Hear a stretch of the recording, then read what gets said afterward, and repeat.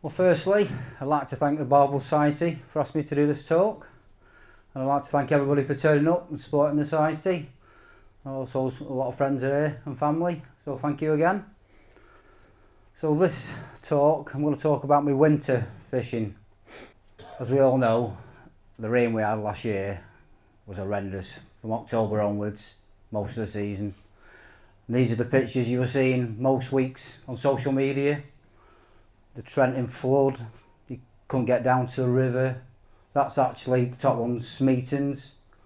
That picture was took in the morning, and at night it'd come up another 3 foot.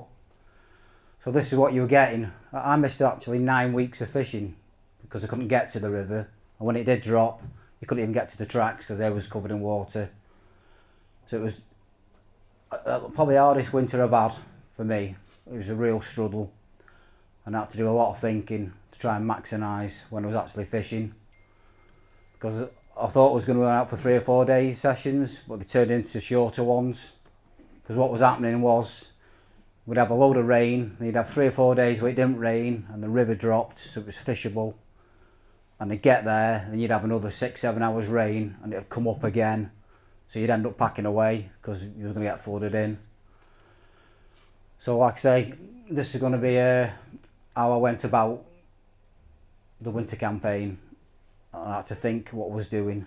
So I always use strong gear, especially in flood and wherever I'm fishing basically, because obviously I want to get the barbel in. I don't want to be losing barbel on light gear.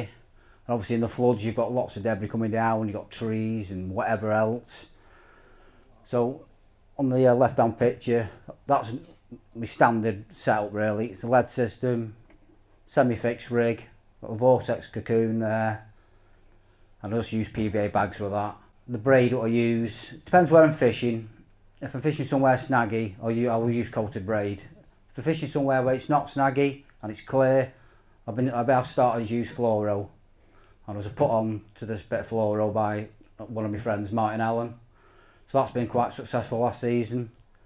I also use supple braid, but I always use a stronger hook link than my main line. And people have asked me why I do that. And my way of thinking is, most people fish on the Trent, your rods are in the air. So your main line's going down to your lead. So in my thinking, your main line's never touching the bottom. It's your hook link what's touching your bottom. Now, I don't care if you're near your rod or you're in your bivvy. As soon as you get a take, that fish is drag your hook link along the bottom. That's where the debris is, the rocks, the mussel beds. So I think if anything's going to get cut off, it's going to be your hook link. So I use a stronger hook link. Now if you're using a carp setup and you're fishing your rods flat, then obviously your monoline is touching the bottom, but most Trent anglers have got the rods up in the air. So that's the reason why I use a stronger hook link, because that's the bit what's getting dragged along the bottom. And when you're playing the fish, anyway, your monoline's not touching the bottom. It's your lead and your hook link's the closest thing. So that's the reason why I use a stronger hook link. I see people say like, oh, I've had 15 barbel and lost 7. Then they'll be telling you they're on £10 bottom. I use strong, I want to get the fish in. Simple as that. I don't want them carrying a hook link round. I want to get them in, unhook them, revive them, make sure they go back strong and healthy. Another thing I do with my rigs, and I've done for a good few years, I leave them in my tubs for weeks and weeks and weeks, because I like the scent. I'm all about scent trail. So when I take these out, they actually reek of that bait. They are Vortex pellets, spicy furter pellets, and they're really oiled. So when you take the lid off, your eyes water, they're potent. I do the same with the boilies, keep them in my hook baits, in the tubs, and when I pull them out, they're smelling. I mean, they don't stay on smelling forever and ever, but it's just that extra scent. I like anything that's smelly, and to give me that scent trail.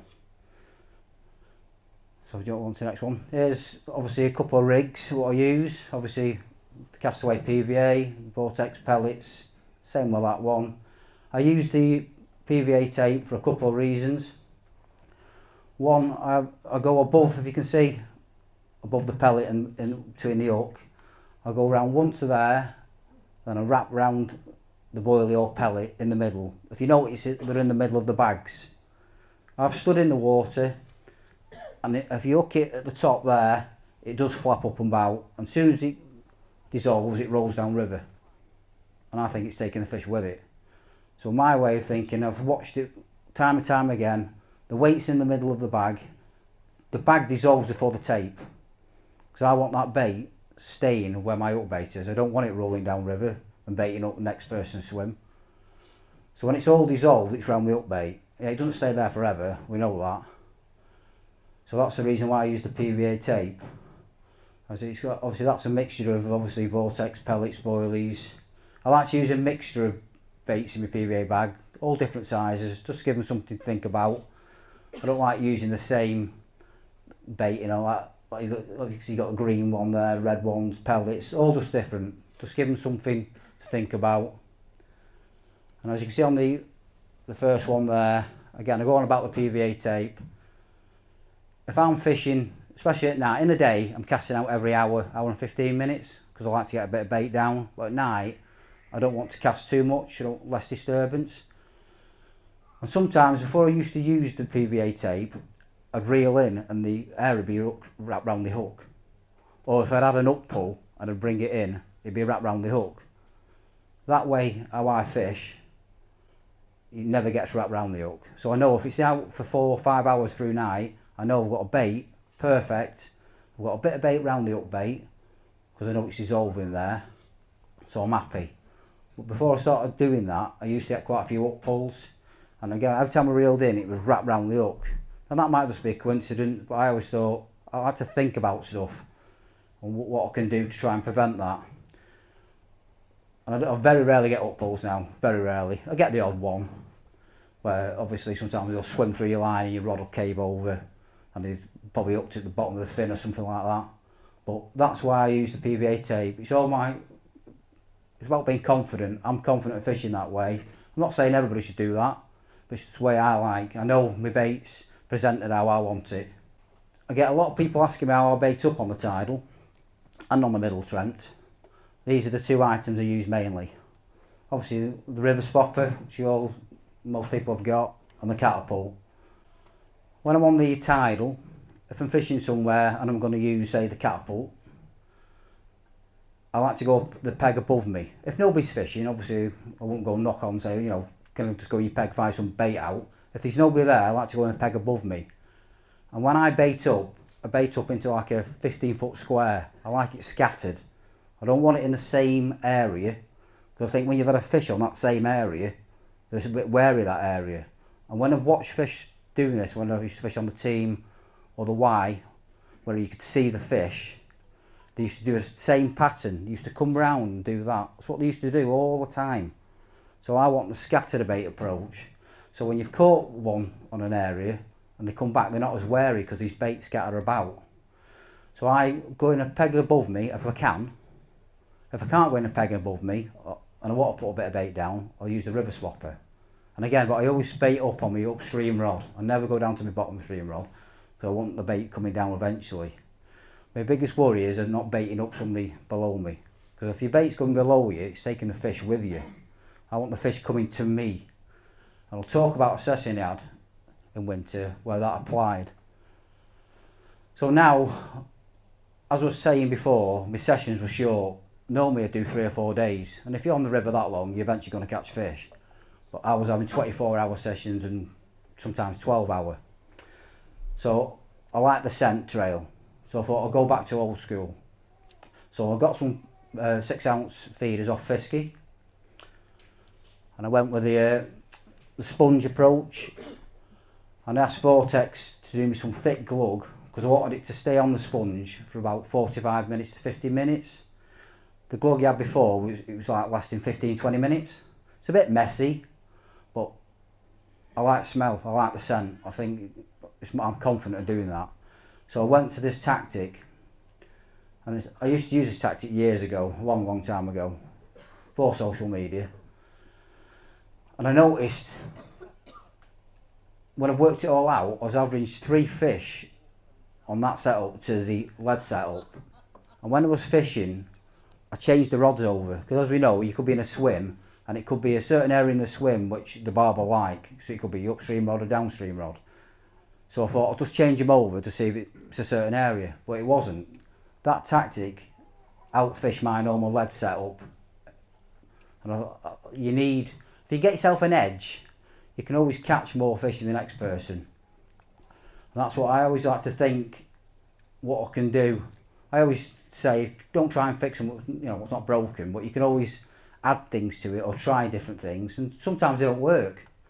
But that tactic for me this winter has caught me a lot of barbel, more on the lead, and I was just confident. Obviously you see the glug there, and obviously I was trying it 15 minutes, bring it in, still in the sponge, which I wanted. I was getting 45 to 50 odd minutes before the sponge was completely gone. So I was happy with that because I knew I had obviously the scent trail, plus obviously your PVA bag. Again, you can see the PVA bag, you can see the tape, and I swapped the rods. When I'm fishing, especially this in winter, obviously there's been 8 foot, 10 foot on it, loads of weed going through. You need 6-8 ounce leads. You need this gear. Obviously I use the Kaden rods and I use the Kaden reels. Most of this winter I was using the 2.5 flood water version because it was never low enough to use the 2 ounce. I didn't want to start chucking big leads out on a 2 ounce rod.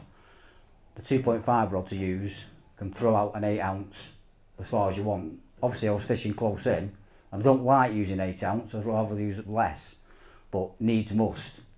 The reason why I'm using an 8 ounce lead, because I don't want my bait moving. I want it to stay where I put it, because there's lots of weed going down and rubbish. As soon as it starts moving, you get into a snag, you get a blunt hook. So I use the weight to keep where I want it.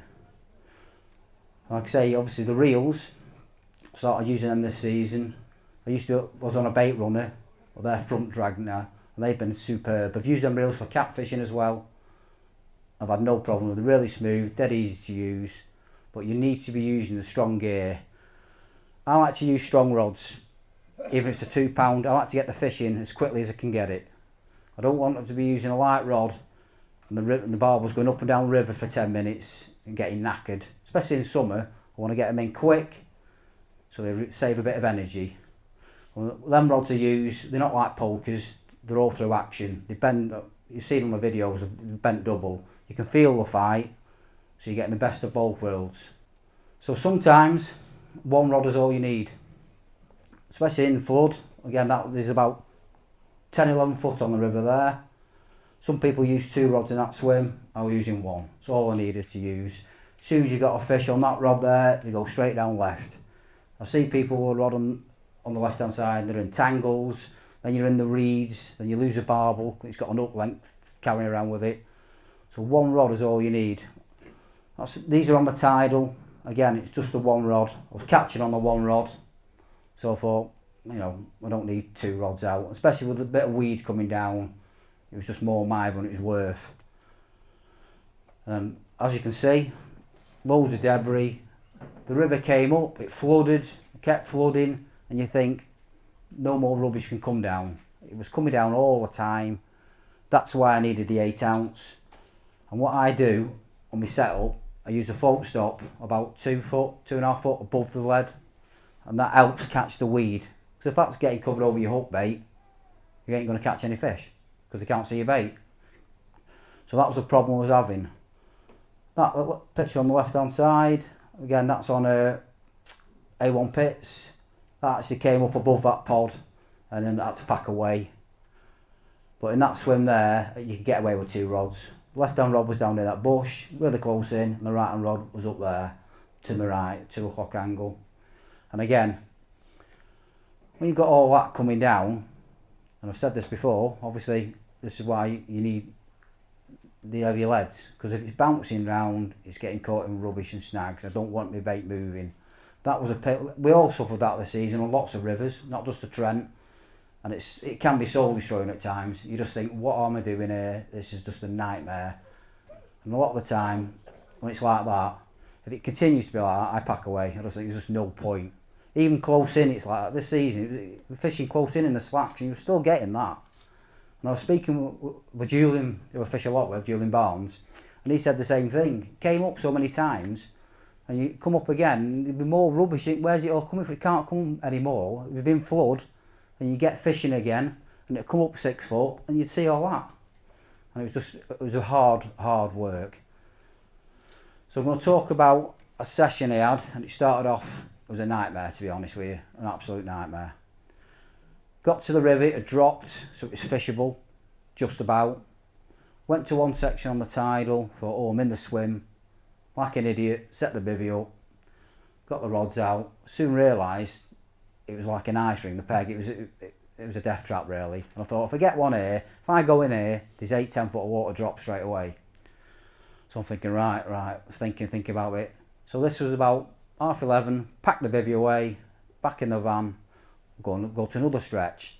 Went to another stretch, bit of a walk, took a rod and a bank stick with me, just to see if I could hold them while I was fishing. Again, not ideal peg. I was umming and ahhing. I thought, it's not worth it.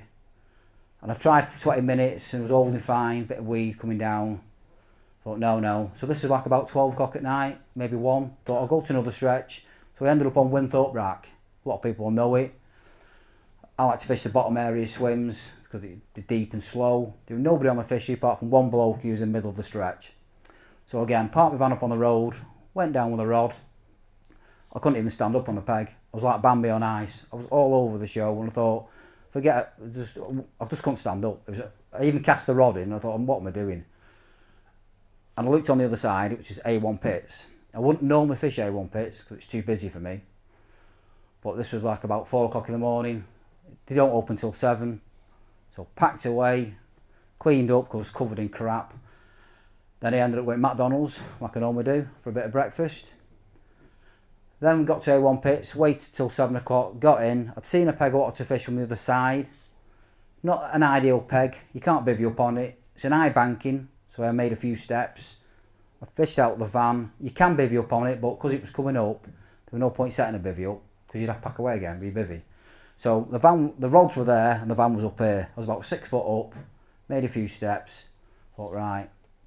Got the deeper out, just found the drop. I used to lead about a lot back in the day, but with the deeper it's quicker, not as much, commotion. So I found the area I wanted to fish. Had to put a few boilies out. There's a bloke above me, but he was well away. There's a big, about a load of trees, about 100 foot longer trees. He was above me, so he was way out of my way. And there's a bloke further on down. I could see him, he could see me, but plenty of room.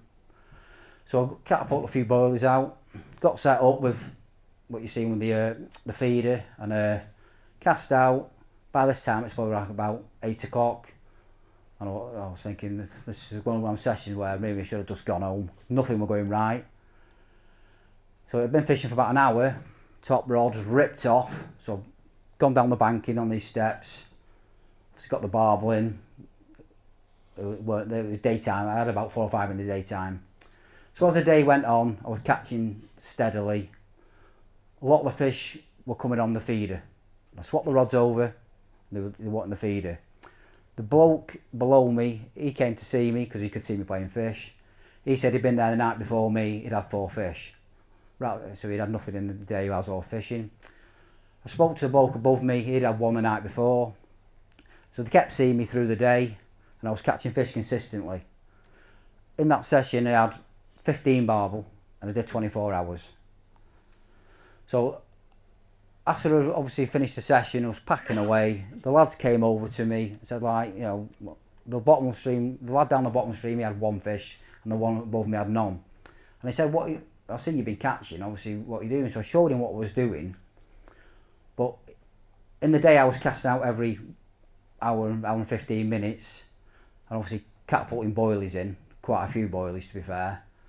And he said, I wasn't doing that, I was just on a lead and feed, and I think he was leaving it in for 3 or 4 hours.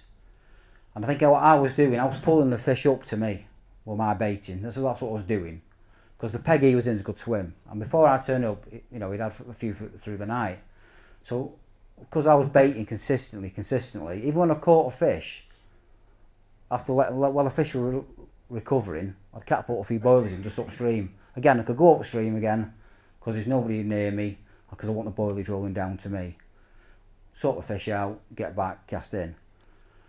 So the story of this session is, it started off like, again, I went to 3 stretches, packed away loads of times, spent loads of petrol on diesel, And I was thinking, should I go home, should I not go home? But because the season was nearly getting to an end, and it had been an hard winter, as I say, it was the hardest winter I've ever had. I had to think about what we're doing. I always say November till March is the best time. There's less people on the bank, less pressure, and the fish are bigger. This last winter, at times, it was soul destroying because I couldn't even get to the river. I was ringing round people who lived on the Trent. They were saying, "No, you've got no chance. You can't get down the tracks." I was on the river app probably every hour, every day, like most people, hoping it drops. And when it did drop, the sessions were short because it just come flying back up again. I think obviously that much rain on the ground, as soon as we were getting it, it was coming back up. So you'd end up packing away. So that was probably the best session I had. Obviously I was happy. Obviously Julian's put happy days, and that's what I always say, happy days. But the start of the session was, I didn't think that was going to happen. But I put a lot of effort. I always say effort equals reward. And in the day, I cast out a lot in the day. Getting PVA bags out. I'm always active in the day because at night I want to be, quiet. Cast in, hopefully 3 or 4 hours, then recast. Hopefully you've had a fish before then. So I put the work in the day, and that's what I did on that peg. And I had about 6 or 7 in the day, and out of them 15 barbel, I had 10 on the feeder and 1 on the lead. And I was swapping the rods around. So again, it's all about getting an edge. If you can get an edge, you'll catch more fish than most people. And I like to think about it. I like class myself as a thinking angler. I'll listen to other people's ideas. I don't think I know it all. And I'm still learning myself, and I've been fishing for barbel for years. Well, I was listening to ideas, and sometimes you think that's not a good one, but some people come up with some good ideas, and I thought that's a good idea, and I'll take it into my fishing. So I do listen to a lot of people. So my advice is attention to detail on your rigs. It's important, that is. Your hair rig, your distance between your hook, top of your bait and your hair, your hook, what hook link you're using. Before I set up, it depends on where I'm fishing, but what my hook link's going to be. Whether it's weedy, rocky, clear. I don't just turn up and just cast in. I see a lot of people on the Trent do that. I've no thought process. Turn up, cast in, and just hope for a 1-toner. And I'll talk to 3 points of what I'll just talk about first, and a bit of advice, because there's a lot of new people coming on the Trent, and I see it all the time.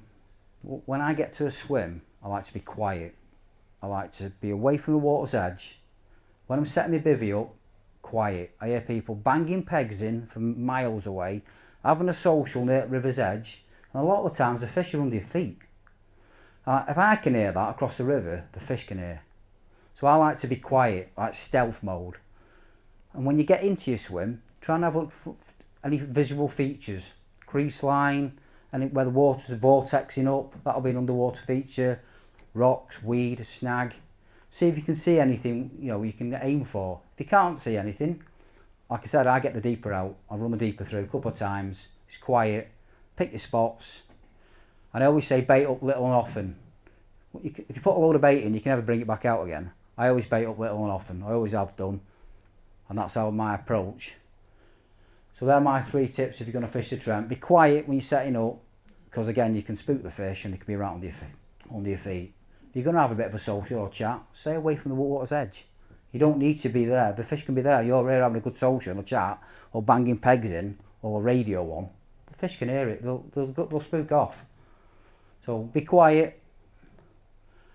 And basically, I'd like to thank everybody for coming out today. Out of my comfort zone doing this talking. I prefer the questions, if I'm honest. I don't really like talking about myself. So thank everybody who's turned up today. I hope everybody has a brilliant season this season. I hope the weather's better for us all. I hope everybody stays safe on the bank. It's important to be safe on the bank, because I've fallen over a few times this season. Obviously the weather's affected me guiding. I can't take people out when the banks are dangerous. If I fall over, that's my own doing, but if somebody falls over with me, I'm gutted. So I'd like to thank Jules for helping me do this. He helped a lot setting it all up. I couldn't have done it without you. Thank you. And again, thank you for turning up and supporting the society. And if anybody's got any questions, feel free. If not, I can sit down, stop sweating.